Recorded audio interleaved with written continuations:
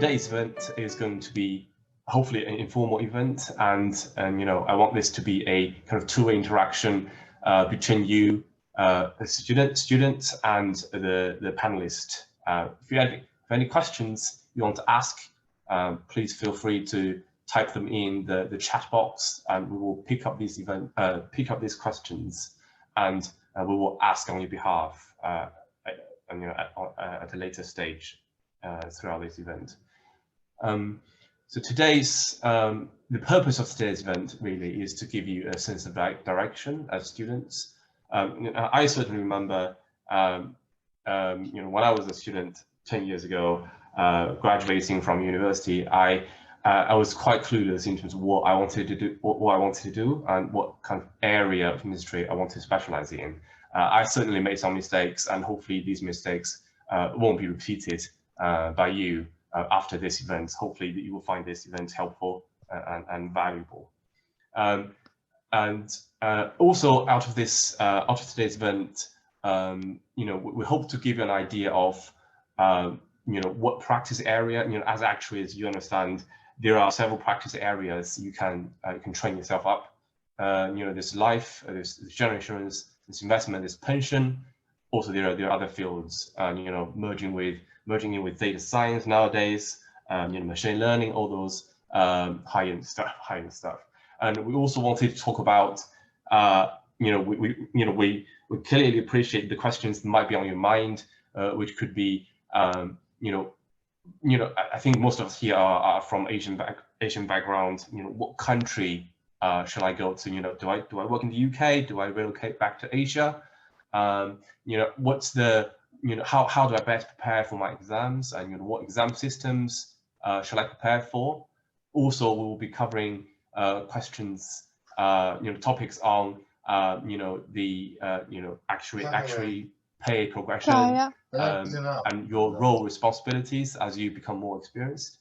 And without further ado, I think so before we start, I think there's a hopefully you know, hopefully I get 2 minutes just to cover up a quick introduction on what CANUK is, and I will quickly share slides. And I think most of you should have already seen this slide, and I'm just going to share this very quickly so that you know where, you know, who we are. Can we see the slide? Yes. Excellent. So CANUK, short for Chinese Actuarial Network in the UK. So we were established in 2013. We are independent non-profit organization, and so the whole group is run by committee members. There are 9 experienced actuaries who run this group, and we have, so in our kind of the WeChat group, we have 400+ members in our WeChat group. We actively organize events throughout the year. Almost all events are for free, hence we are non-profit. The event topics are mostly member driven. So you know, you as members, you know, you have your own interest in different topics, and we survey your interests, we listen to your thoughts, and we organize events based on those. We also offer you CPD opportunities, you know, which is required by the FOA. You have to fill out a CPD list every year. We share, you know, CANUK is a sharing platform. You know, in our kind of the group, there are students, you know, like you, and there are experienced actuaries who's worked in this field for 10 years, 20 years. And this is a platform where we share knowledge, experience, and connections, not only in the UK, but also across Asia as well. And we do see members going from UK to Asia, and sometimes Asia to the UK. So in terms of events, we do at least 6 events a year. Some of them are social events, such as drinks, online games, online quizzes. There are prizes given as well. Sometimes technical events. We have held things like pandemic model studies. Last year, we have also held, industry topic focused events, things like climate change, the impact of climate change on insurance industry, pricing seminars. We've held, Brexit, trade war, insurtech, all the hot topics, you name it, we have considered and presented it. So there are indeed a full range of very interesting topics throughout every year that we will share with you. The committee, the makeup of the committee, as you see, there's a lot of pictures. We are, as you can see, run by these committee members, and also the advisory board, very experienced actuaries across different companies, holding different positions and responsibilities. And I think this just serves a good networking opportunity. Anything you want to ask, anything that you're uncertain of, or any areas you want to know more about, there should always be a person to speak to in the committee member group. You have the slides. Feel free to. We'll also share it if you don't have it. Feel free to read it at your own time. So we have a website. We have a WeChat group. Obviously, you guys are now in the student WeChat group. We have a main WeChat group, and we will be communicating with you through these means. Okay, so that's about my introduction for the CANUK. So without further ado, please let me introduce our. Actually, I will give the opportunity to our panelists for a self-introduction. So Simon, why don't you start? Yeah, sure. So I'm Simon Young, and if I just give 3 bullet points to give you some background about myself. So the first is my career. So I sort of started 21 years ago. First 3 years of my career, I was a pension actuary. And then I changed my field into general insurance. I worked my way from an analyst, and I'm sort of a director at Mazars. So I've been actually at Mazars for 8 years now. So that leads to my second bullet point, if you like, is people development. So I have been heavily involved in people development at Mazars. So at consultancy, we basically sell our people and sell our people's talent. So it becomes very important. So mentoring and coaching is sort of something sort of close to my heart. And over the year, I think I saw a lot of bright people, and they now qualify actually. And in fact, they left Mazars, a lot of them, and doing their own things in the industry and what have you. And actually, one fellow, now he's also director. When I first joined was just the second year, but now he's a fellow director at Mazars. So yes, so I think people development mentoring is my second bullet point. The third bullet point is professional networking. So this is like why you're here, and you start early. I wish I started early too, because if you want to be very successful at your career, at the end of the day, it's about your network, and it's about how you build relationship. And I think in this day and age, I think an introvert sort of an actuary probably has less opportunity than extrovert sort of an actuary. So networking. So obviously, I'm a committee member of the CANUK. Also, I on the education committee of IFOA, and if I can, I will also contribute to the sport leadership of the actuarial profession. So that's me. I pass it on to Hai-Ying. Yeah, sure. So my name's Hai-Ying Liu. So I'm currently working as the Chief Investment Officer for a Portugal-based insurance company. We have both life and non-life businesses. But when I started my career back to 2007, I studied actuarial science and mathematics at Hertford University. But it was always my interest to study more on the investment-related field as opposed to the traditional actuarial valuation and reserving field. So when I started looking for jobs and roles in the market, I'm looking for roles that we can achieve, where I can utilize both my actuarial knowledge and also working in an investment-related field. And then that, as a result, that I started my career being an investment consultancy, working with pension schemes and insurance companies in the UK. And then I moved on to become a portfolio manager and trader for one of the reinsurance company. And then now that I'm the Chief Investment Officer for a Portuguese insurance company. So to me, 周一萌 To me, that I'm probably the one of the lucky one that I know what I would like to do right at the beginning of my career. But if you're not sure what actuarial fields that you will be interested in, I think today is the event that you can learn more about different fields that actuaries can work in the industry. And then please do ask those questions to our panelists here. I will pass over to Anthony then. Great, thanks. Anthony? Hi, I'm Anthony Hill. I'm a director at a business called Arthur Financial. We're an insurance recruitment business. I'll follow Simon's lead and tell you a little bit more about my background. So I've been working in the search world, placing actuaries for almost 15 years. I started a business called Darwin Rhodes, which is an international business with lots of business over in Asia, actually, as well as the UK. I was there for over 7 years and then moved to a business in between called Eames and now been at Arthur and helped grow that business for the last 4 years. I've actually worked across all of the sectors in the past in terms of what actuaries can work in. So life, pensions, investments, and now I am more non-life focused, and we aren't non-life focused as a business, but we do have knowledge across all of the areas.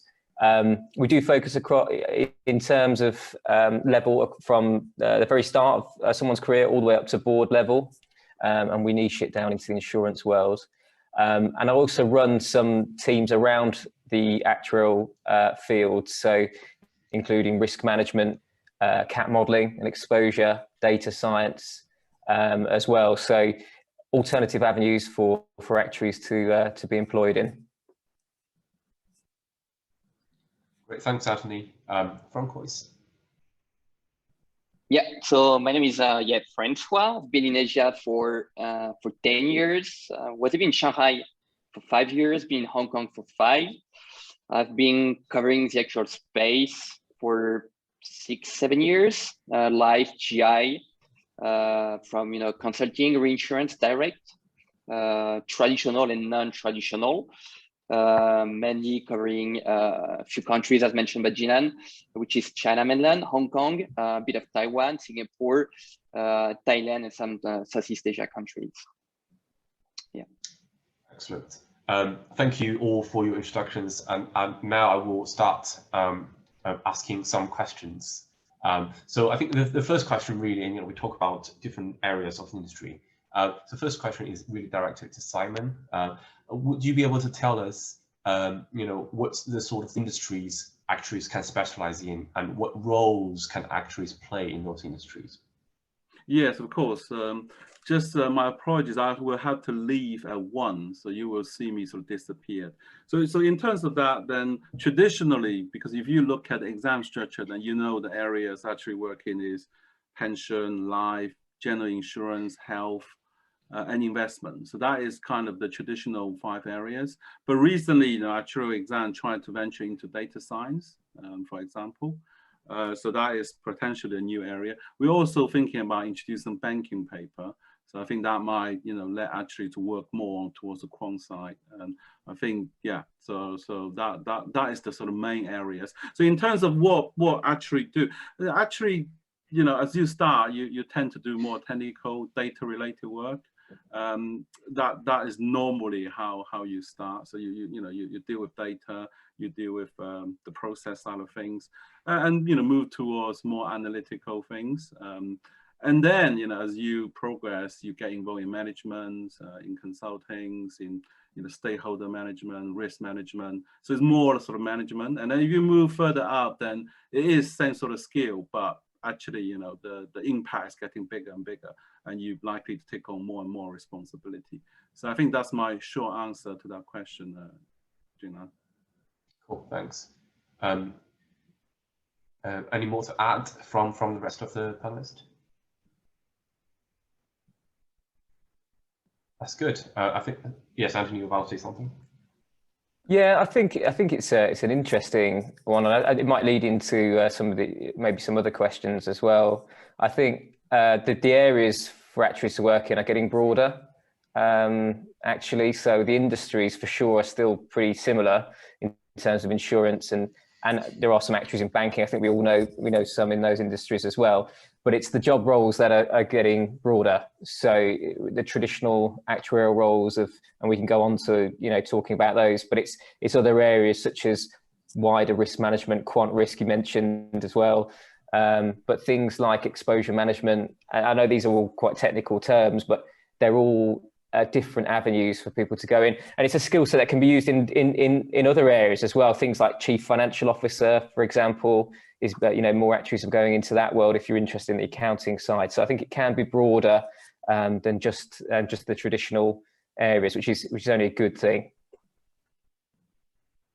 Great. And talking about different disciplines and an actuary can specialize in, I think it leads to the other question really is the job security of being an actuary. And some people say that with the development of data science, machine learning, a lot of the actuarial techniques may be outdated. And Simon, I think this question is for you to answer. What do you see an actuary's position in today's world under the challenge of new techniques, and how do we make us relevant in today's world? Yeah.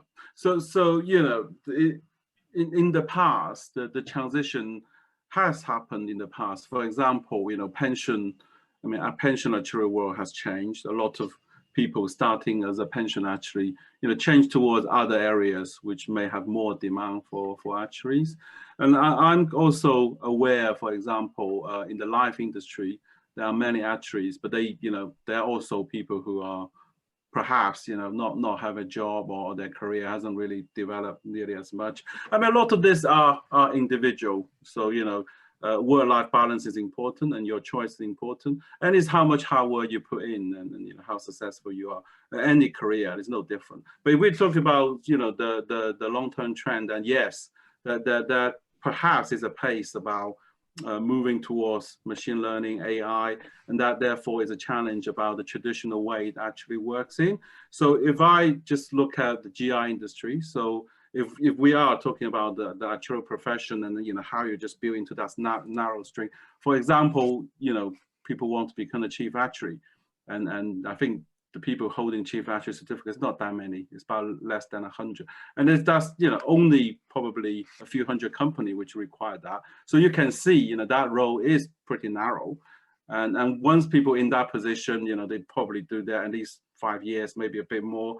So the opportunity for that sort of role to come out is less. The opportunity for data science and that sort of role in the future will be a lot more, because that sort of techniques can be used not just to insurance, it could be used to all sorts of things. So people mentioned, for example, recently, there's a lot of insurtech opportunities, and one of the selling point of insurtech opportunity is try to use a unique sort of a way of doing things, and they often don't have the historical data or the burden, so they can come up with new ways of doing things and what have you. So I can see the pace of changing and what that.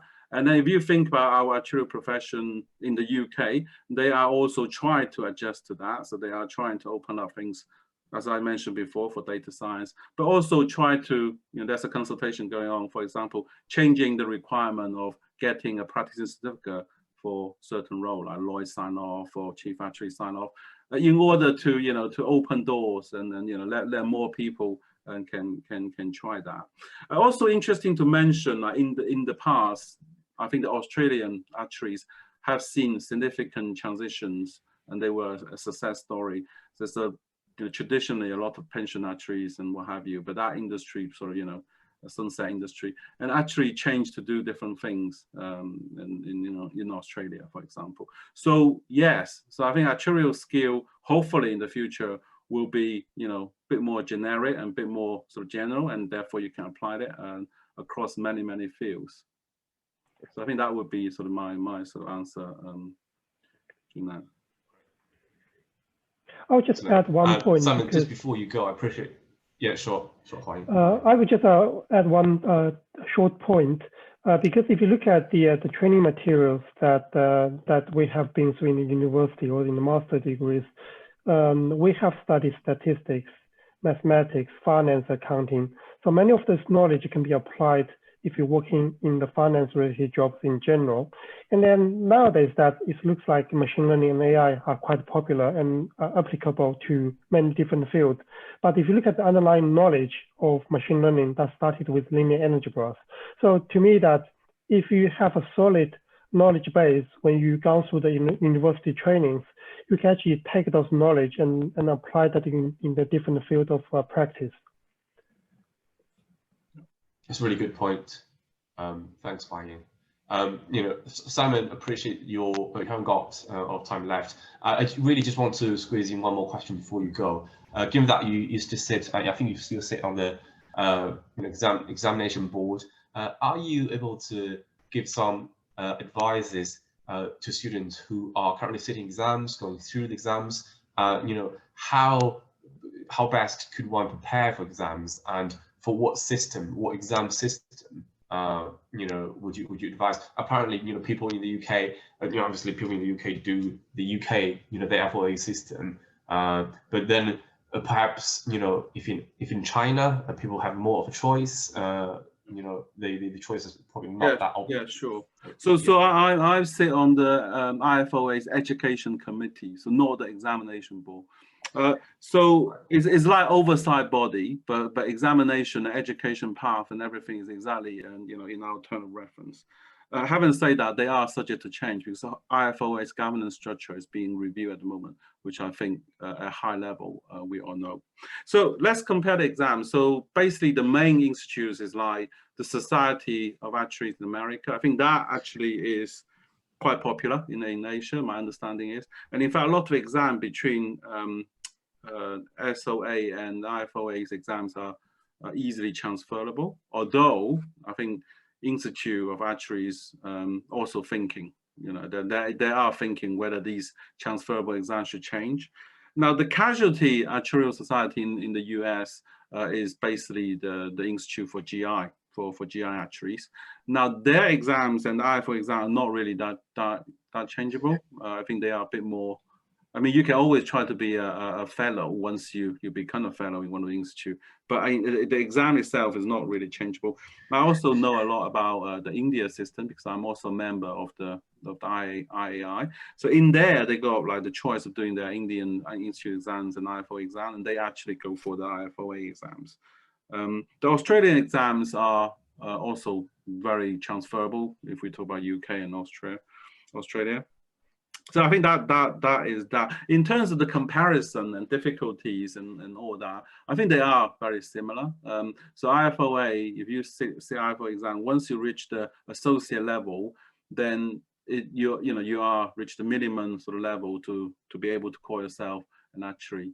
I mean, one thing obviously under COVID-19, the exam system itself has changed. So for IFOA exams, these are all online. They are all open book. And then I also heard, from our students anecdotally, one of the exam, I think, suddenly they changed. They say they will have some of the multiple choice. None of that happens, and some exams quite difficult to do online because if you trying to write some algebra and stuff, notations has become tough. So there are nuance and difficulties, and then you need to thoroughly prepare for the new world, and some of the old past exam paper might not be that relevant because it's just different circumstances. So yeah, so that would be my short answer to that, Junlan. Great, thank you. Thanks, Huayin. Can I also ask Francois, please? As you are based in China, you must have seen actuaries qualified under different systems. Yeah. There are the SOA, there's the IFOA, and there's also CAA. The China Association of Actuaries. So what's your take on the differences, and how do Chinese companies value these qualifications? I think Simon is right. So actually the way it works in Asia mainly, they're going to ask for an FSA, for an FIA, or for the Aussie one, the FIAA, because a lot of Chinese actually like you studied abroad and got studied in Canada, US, Australia mainly, and at some point they're willing to come back. So from an international company perspective, it's easier for them to understand the way it works, because as Simon said, it's right. I mean, structure can be quite different, and the French ones and the Dutch one, Korean one, Chinese one, among others, are very different. Exams structure is very different. The way you get it is very different. So at some point, two things. One, it's easier for companies to understand how an FSA works. First, FSA, FIA, it's easier, it's standard, it works for everyone, and it's quite convenient. From an HR perspective, if you're a French actuary, they don't understand, they don't care, and they don't want to understand. So it's more complicated. For the Chinese one, it's even a different story, because it's a bit like the Hong Kong exams, where it's not really mandatory. It's not really, let's say, even, they're not even, let's say, it's tough. It's quite new, let's say. And even if you're an actuary in China, Yanmin Uni, Beijing Uni, any university in China, well, sometimes you're going to go for the FSA one, which means you have a lot of people in China and not really going for the Chinese actual system or scheme. So they're a bit behind, and it's still behind them of exams, quality, understanding. So people prefer a very like old-fashioned FSA or FIA because it's easier to understand. Yeah, and it's global. Great, thanks. Anthony, I'm not going to ask this question to you. Obviously, in the UK, there's only one system, so it's going to be quite obvious. So my next question really is for Anthony. I will still ask you a question. When I graduated, I remember this dilemma of having no experience and looking for your first job, but your first job asked for experience. And what kind of advice would you give to our students at uni in terms of looking for their first job, and how do they best prepare? Well, the actuarial job market at the graduate level is very competitive. If we rewind 15 years, there was only really a handful of avenues that really considered getting into the actuarial market. It would be maths, physics, and the start of actuarial science. When I started recruitment, there was actually 2 courses running for actuarial science in the whole of the UK, which was Cass and Heriot Watt, opposite ends of the country. But now you can come into it from lots of different avenues. There's lots more actuarial science degrees. There are lots more, sort of things like engineering being considered. And I think one of the great things for the Institute is really pushed itself out and the actuarial profession out there into different avenues. The bad thing is that it's much more competitive for graduates now in the UK. So you're coming up against much greater amounts of individuals wanting to do it. Is because it's a lucrative and it's always in the top sort of professions in the world to join. It's always in the top 5 for job satisfaction in many ways. My advice would be to be as flexible as you possibly can, and that would be around industry. So don't limit yourself to one avenue. So it's better to be in it and move around once you're in the profession than not be in it. So if you get a pensions opportunity or a life opportunity, non-life, it's best to get that experience under your belt. It might not be ideal for you, but it is easier. Obviously, if you land your perfect role in general insurance or life or whatever, then great. But it is competitive. So I'd say be as flexible as you can there. Be flexible on location as well. There are good roles outside of, everyone sort of gravitates towards the southeast and London. It's one of the biggest areas for actuarial recruitment. But actually there are some big companies outside of that. And I think if you can be flexible on location, that will definitely give you more options and probably a closer role to what you want to do. If you can get any work experience, even if it's shadowing another actuary, if it's internships, if it's sort of trying to go to networking groups through CANUK or others to try and associate with other actuaries, it will all look good on your application. It might give you that bump ahead of somebody else. So I think the networking should start pretty early on. throughout university. So get yourself out there, start talking to actuaries, take the opportunity to meet with companies and people as much as you can, even if it's smaller events. I think those are the three biggest things you can do, really. So be flexible on location, be flexible on the industry you join, and then just start networking. Get yourself out there as much as you possibly can, and then you will put yourself ahead of the competition. Well, thanks, Anthony. As Anthony said, start early, start networking early, speak to people early, come to CANUK. Really, really good points. I wanted to ask Francois another question, but before that, I can see two questions in the chat are so closely related to what Anthony just covered. So I'm just going to ask them straight away. Yancy asked, if one wants to start an actuarial-related work, should one study for an actuarial-related master degree if presumably the undergraduate degree is not really actuarial-related? Would that help, Anthony? It would for some of your understanding, for sure. It really depends on your current situation. I think you can learn a lot actually by getting into work at that stage. I think you can pick up lots of really good skills. Master's courses are expensive as well, so you might want to factor that into your thinking.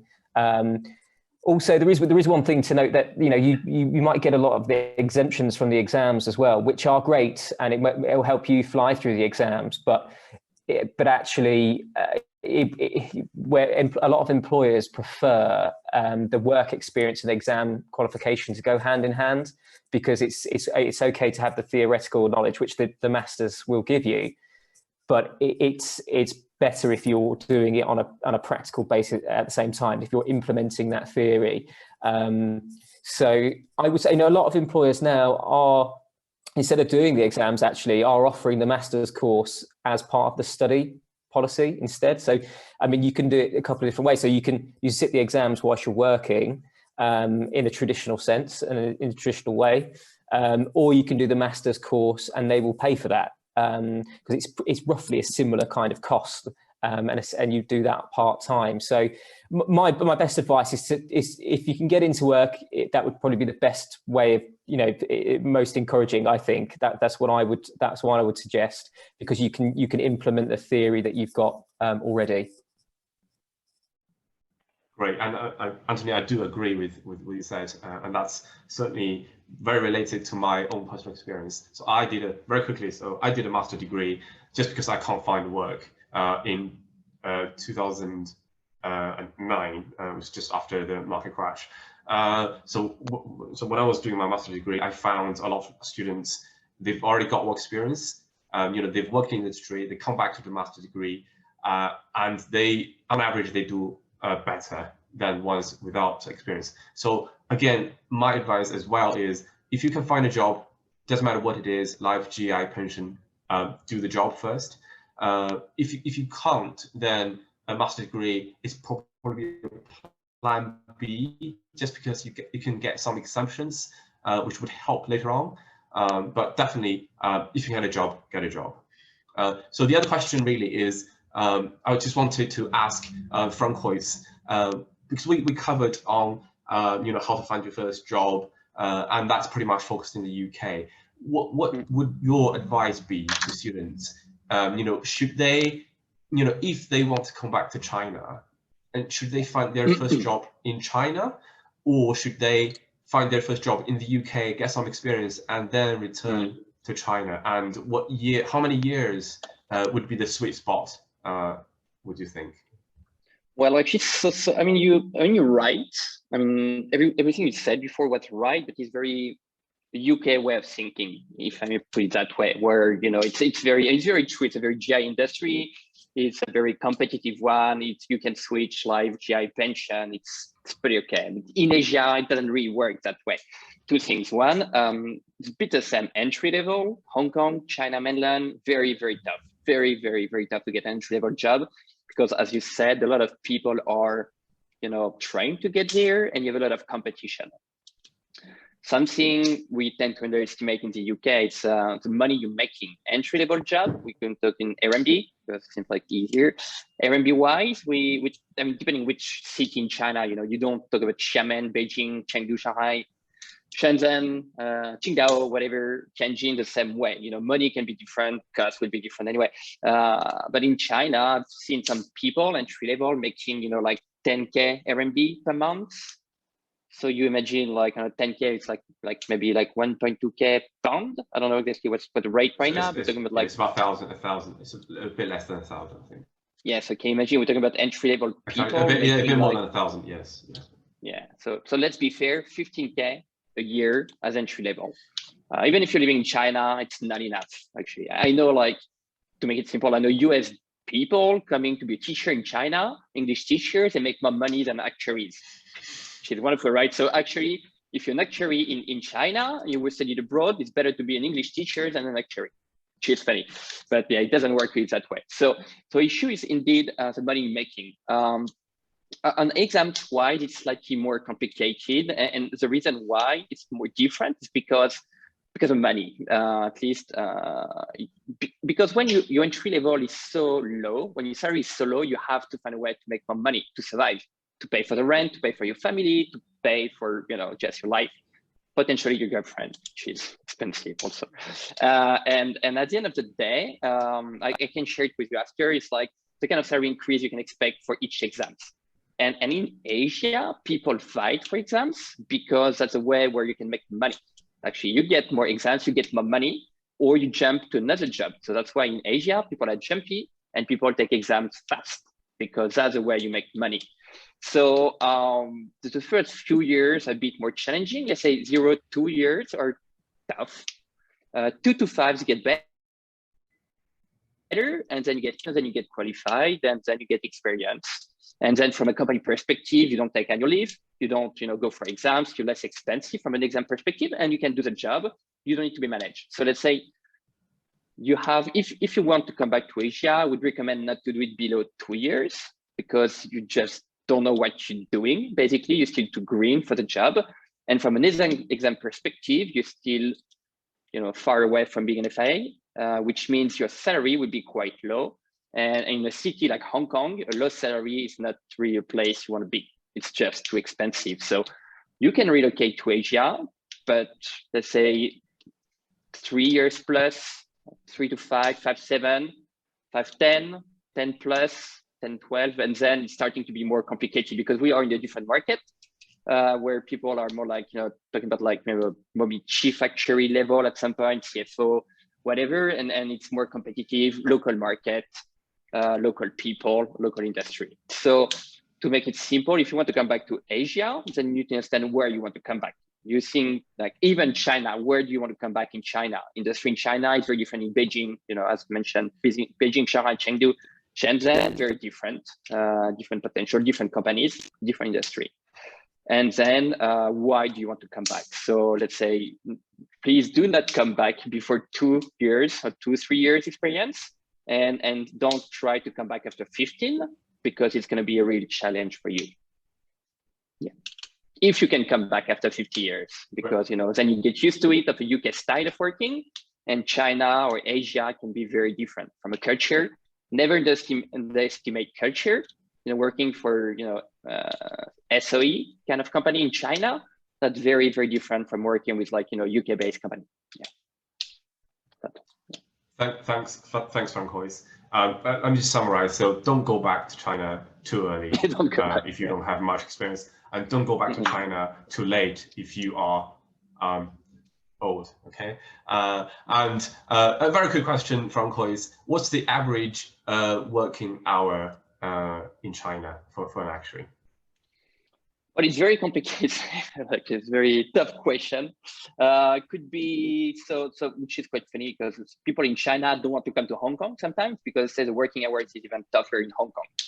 But then I talk to people in China, Australia, UK, and people say, it's not very different. It's, if you work for a consulting firm, if you're in a peak season, well, working hour will be tough. If you work in a reporting, reserving, quarterly reporting, you'll do a lot of work. So it really depends on which kind of company you're joining.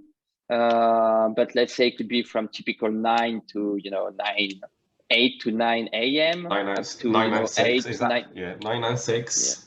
Yeah, but more like, it's still China, so it's 6, we don't leave at 6, more like 8, something like that. So yeah. Okay. Yeah. It's really, once again, 10. depends. I know people like 10, 12, like even more, depending on your team structure and so on. But let's say you have to be careful, not on the workload, but more not on, kind of job, the workload and the company structure and the team structure, because you can be, you can be in a nice team where people are nice and they can deliver, or you can be in a really limited team and you'll do like crazy working hours. And that is true in China. Right. Very helpful, thank you.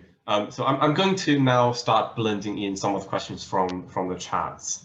Okay, so this question really is asking for how do you choose your path? In terms of your direction, whether it's GI, life, pension, or investment. Is it easy to switch between the paths later? So I'm going to direct this question to Anthony first, please.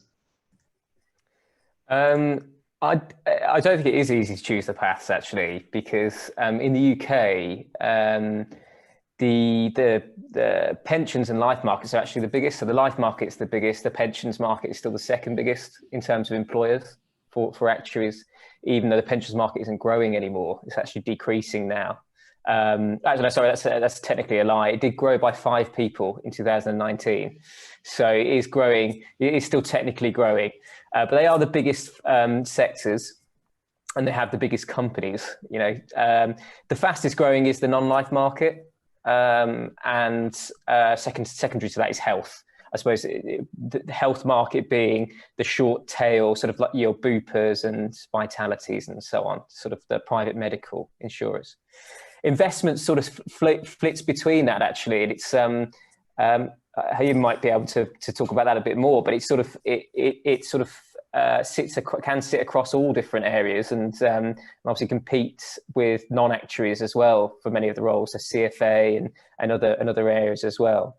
So it is difficult to make a choice, and I think if you're starting out, I would say to consider all of them, actually, and I'm a firm believer that it doesn't really matter which sector you choose. Even the pensions market, which people moan about quite a lot to me, and say that it's quite reporting heavy. There's some really interesting roles in that space as well. So what I would say is not to rule anything out.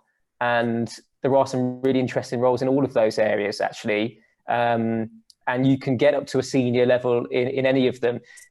It sort of goes back to what I said before. Once you're in, although it's very competitive at graduate level, actually once you're in the market, there's more demand than supply for experienced actuaries, and that's because the graduates are never catching up with the deficit that's already there.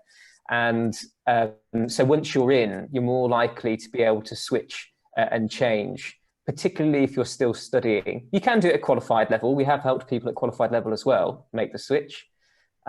But you can still do it, and once you're in and you know a bit more about the markets, and you will learn a little bit about the other areas as well through the exams and through talking to peers. That's when I think you'll have more knowledge about what sector you want to, what industry you want to work in. That would be my my suggestion. You might be lucky, and you might think I'm going to be a general insurance actuary, and you might get that job, but what I would say is don't wait for that to come round. Get yourself into a good firm, people that you like, and a role that you feel like you can learn something from. Get some exams under your belt and go from there. Yeah, that's right. I would just add a few points, because I think Anthony has summarized quite nicely from the demand standpoint, where in certain industries there are demands for actuaries or junior actuaries.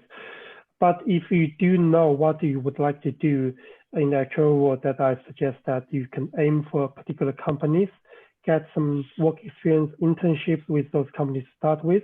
That will help you to get a job, because I think no matter which field that we're talking about, there are always a need for junior people to join the companies. So so there will be positions available, but you just need to get yourself ahead of the crowd, because there will be many people fighting for a few positions. And then the second thing that I would suggest is that maybe start looking for roles at the Big Four and the consultancies, because that will give you some insight working in a wide variety of projects with wide variety of clients as well. And then you can get some exposure, get some knowledge, and then knowing what field you will find most interesting. And then that will get you through the exams as well. And most importantly for this audience is that if you do need a working visa, I think the Big Four, they have working visa available almost every year that they can support you to work legally in the UK. And then the last thing that related to the question that in the chat, because the question was that is it easy to switch between different paths? I would say that if you would like to make a switch between life and non-life, or moving from life to investment, make that switch before you reach year 5. Ideally, that make that switch in year 3. That's because for two main reasons. First reason, salary-wise, that in year 3 that you haven't seen a meaningful salary increase, you're probably still doing your exams. So that means to making that switch, you'll be starting in a new field from the junior level. So you don't see a much salary difference by switching to a different field. And also that from the employer's perspective, they would see your experience as relevant, but not really changing how you think about things. And then I think that's to me, that's a good timing when you switch your career path. But after you have passed the 5-year mark, switching is harder, but it's not impossible. You have to thinking about how you can draw the relevance in the new roles you are applying for. For example, if you're a life actuary, so to join a bulk annuity aggregator, it is easy. Or joining a reinsurance company is easy. But if you want to join investment, you probably have to find a relevant field which requires the certain knowledge that you possess working in the actuarial field. So to me, that if you want to switch into a different path, that to keep that the relevance, because certain skills are transferable.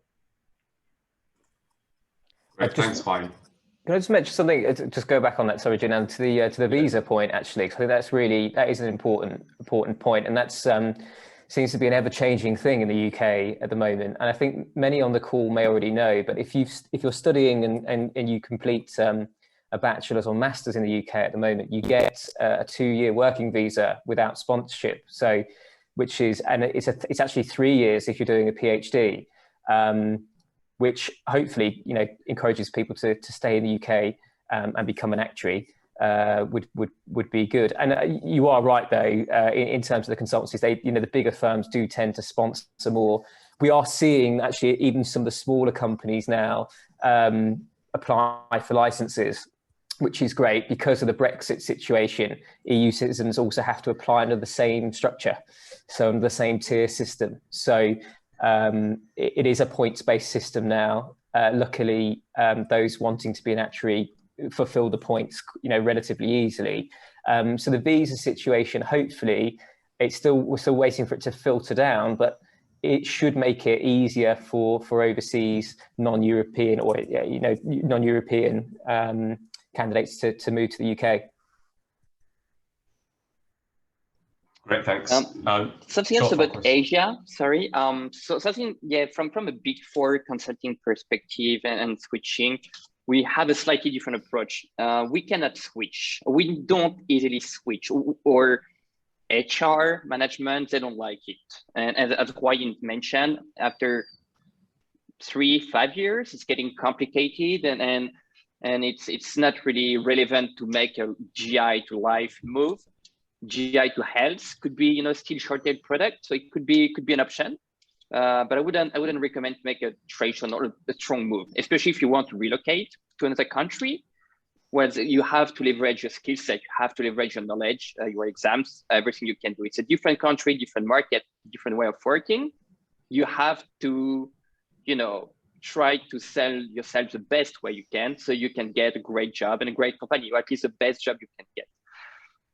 And from a Big Four perspective, I do like the way Huang is thinking, because when you relocate to another country or another geographical area, you will face a very lot of uncertainty. So by joining a corporate, you never know what you're going to step into. It could be a great job, it could be a great team, but you're going to be in a box basically, and you don't know if it's the right box for you. If it's not, internal rotation will be very limited. Joining a Big Four will give you a lot of exposure to a lot of different projects, and a lot of different companies, reinsurance, direct, many countries in Asia, because you can work in a regional office in Asia. So you will understand where you sit and where you don't sit, and where you fit and where you don't fit. So I tend to advise to people, if they like it, or if they have the mindset, because it's like it's project-based, can be hardworking, can be a bit tough. If you're willing to go back to Asia, try to go for consulting first. Get the exposure, get the understanding, try to understand which company is good for you, which company is not good for you. 2-3 years after, make a move. People will know you, your clients will know you, they will know the way you work and the way you deliver, and they will, they will give you a chance at that. But come back to Asia with consulting could be very helpful to have a better understanding of the industry. Thank you, Francois. And just a follow-on question, Francois. In China, which sector has the highest demand for actuaries, being life, GI, pension investment? Yeah, so it's actually, we are once again facing a very interesting market. China is a life market. Pension in Asia, well, it doesn't exist basically. I mean, I'm not saying it doesn't exist because it doesn't exist, but it's very limited.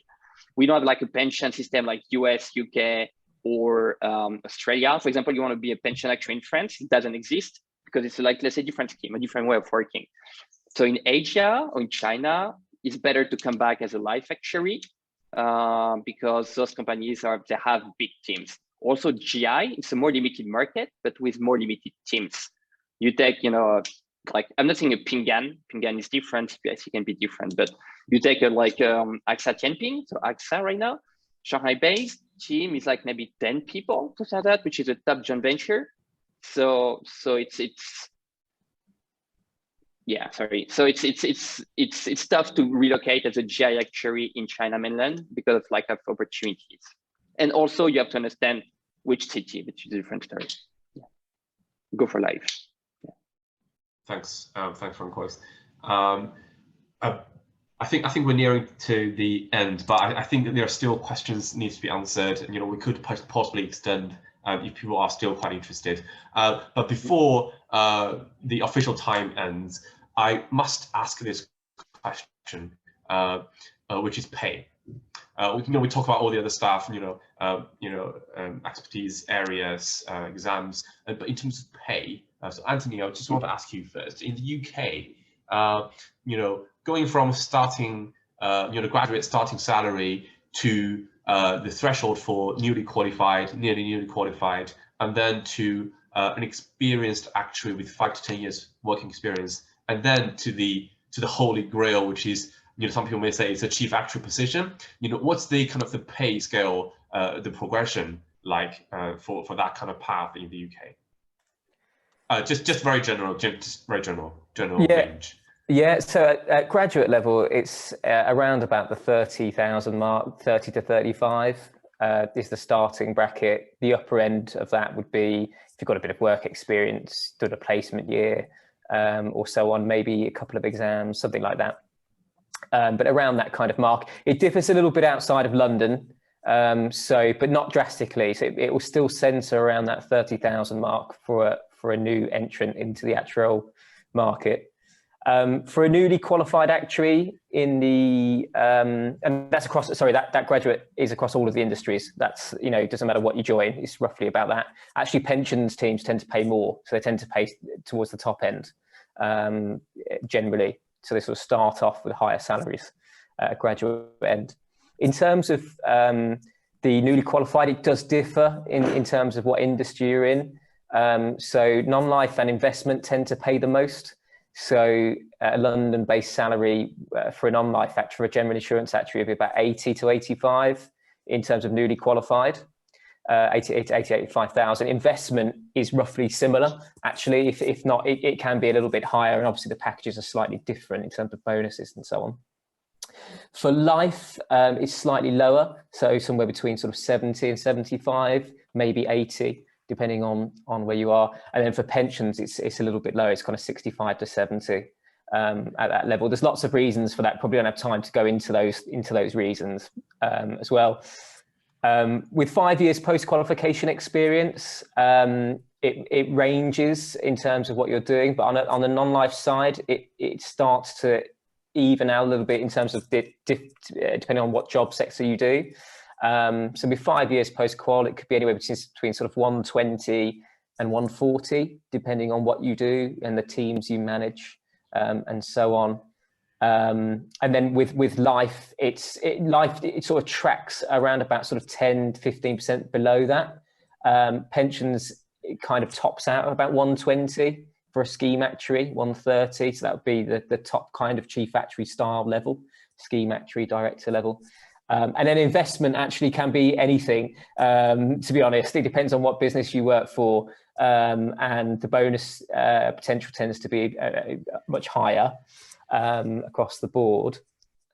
For chief actuary on the non-life side, it will all start pretty much in London. We'll start with the 2, so it'll be 200 or above, depending on the size of the team, and it can go up to anything, 300 or 400 if you're leading. So, for example, if you're the chief actuary of AXA XL, which is a massive specialty business and part of the AXA group, you'd be expecting to have something with a 4 or 5 as your basic salary. So it can go all the way up to that level. On the life side, pretty similar, actually, pretty similar. I think once you get to that chief actuary level, the salaries start to sort of even out a little bit, and start to catch up across the board. And the same in pensions as well. If you're a partner, most of the pensions world are consultancies, so you'd need to be a partner at that level. And then it's very similar, obviously, to a partnership, in all the other areas. So it's a sort of similar kind of level, something starting with a 2 upwards, so 200,000 upwards. Is the rough bracket, and hopefully that sort of answers all the questions. I'm sure that there's lots of questions around salary, and it depends on what you actually do and what team you've got and what market you're in. So it's always best to try and get a more specific figure, but that's the rough sort of ranges for the levels. Great, thanks, Anthony. And Francois, are you able to answer those questions as it was based in China? Yeah, so actually, I mean, also people always talk about money, I mean, salary, which is one thing, but they tend to underestimate, like, we need to consider what's the tax rate. Countries could be very different in Asia. What could be the living cost also? Your salary is one thing, but how much you're going to keep, I mean, in your pocket at the end of the month is another story. So yeah, first. Another one, it's about the job also. People talk about chief actuary. I don't think that chief actuary should be the target. It's too far away, and maybe a chief actuary won't be, what you want to do. It's a very demanding job. It's not really for everybody, and you have a lot of very interesting job in between. I know people head of analytics, life, health, more business oriented, more like financial solution. At some point what Hua-Yin was doing, what ILM, strategy, marketing, corporate development, proposition, investment, CFO, chief risk officer, and so on. So being a chief actuary might not be the target, and at some point shouldn't be the target, because you have a lot of very interesting stuff. Being an actuary, you can do almost everything, I can say. That's crazy what you can do in Asia when you're an actuary. It depends on your soft skills and technical skills and willingness to do something different. In terms of salary, well, that's one of the issues with China. I would say it's very tough to make a salary survey, because tier 1, tier 2, tier 3 city, and depending on how big the company, it's not going to pay the same kind of money. So I take more Hong Kong as a key, as a benchmark. Hong Kong, more life, because life is bigger. Your life actuary in Hong Kong, qualified, they say more or less 5 years to be fair. You can make maybe 50 to 55K pound a year base. And then, it really depends on how jumpy you are, depends on your exam situation, and depends on which kind of company you can join. But let's say if it's just money perspective, the more money are in the more non-traditional job, which is investment, which is ILM, you make money there. The less money could be on a more like reserving, reporting, really traditional job, maybe not even actually needed at some point. When I place people, let's say in some management consulting firm, actuary / data science, a guy in BCG with 4 years experience was making like 100K pound base. per year. So you can imagine broad. I mean, the range is really, really broad depending what you're doing. But you keep in mind that less traditional or non-traditional job is more money. And it's at some point more fun, let's say. Yeah. If I could answer. Yeah. Great. Thanks. Francois. So I think time is now 32 past 1 UK time, and it draws to a close of our event.